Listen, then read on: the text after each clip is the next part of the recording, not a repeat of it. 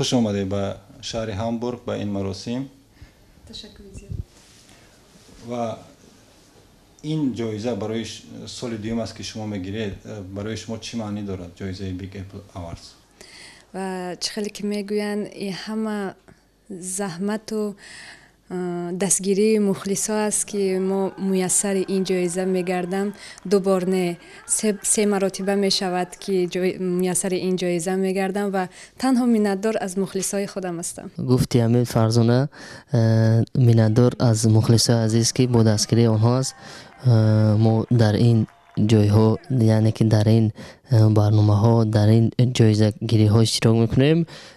ما همه این را از مخلصای عزیز میبینیم، منتداری خود را با آنها میرسانیم.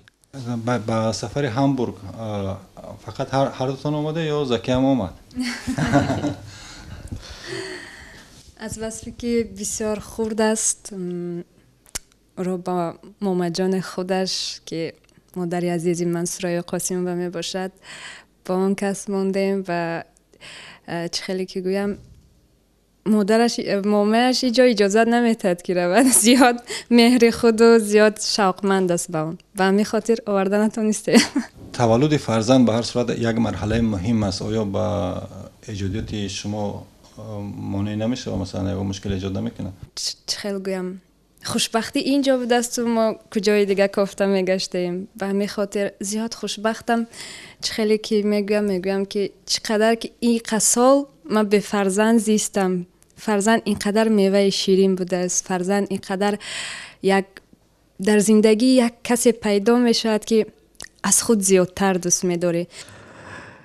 خوب پدر شدن یکی از مشکلات الله میکنیم که ما نیز صاحب پدر، ما نیز پدر شدیم.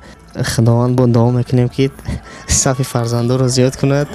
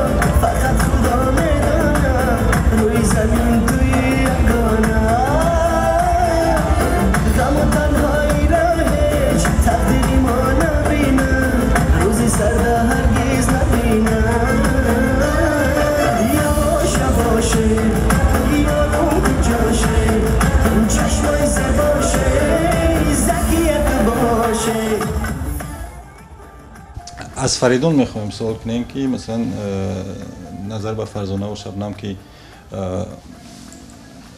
چی میگن تمام پهلوی زندگیشون دیگه با مردم معلوم است، مثلا چی میکنه از شما آگاهی کمتر دارن. میشه برای این قصه کنه که چگونه به میدان هنر آمده، چی شما را تشویق کرد به همین کسب؟ اول خود من در عائله صنعتکار به دنیا آمدم. پدر من صنعتکار است، خوشایند جان غلاموف.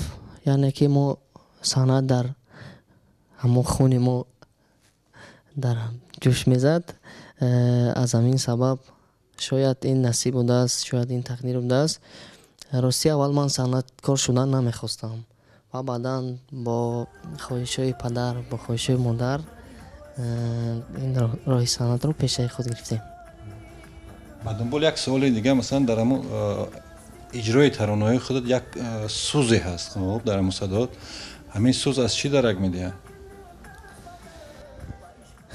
سوز از اون درک میدهد که یعنی که انسان همیشه باید مهنت کند. مثال یک ترانه، یک درد، یک همو چی میگویم حسیات از خود پیدا کند که بر دیگر کس یعنی که تاثیر خود رو برساند.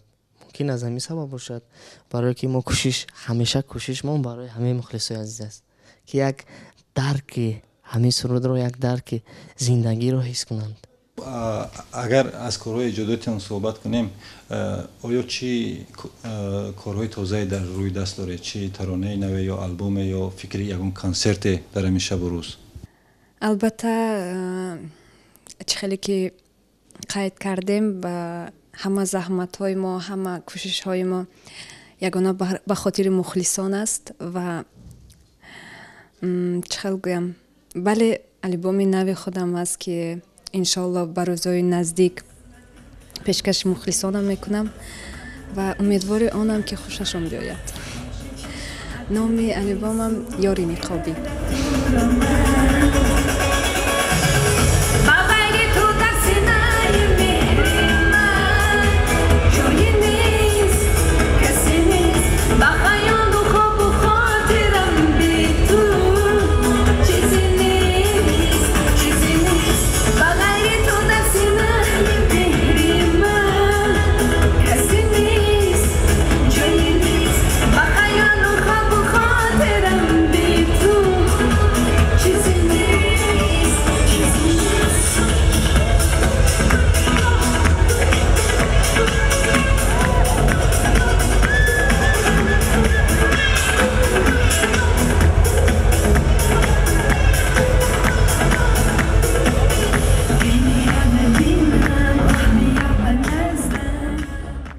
آیا چنین نقشه نداره که مثلا 4 نفری یک کنسرتی مشترک بزرگ دایر کنه؟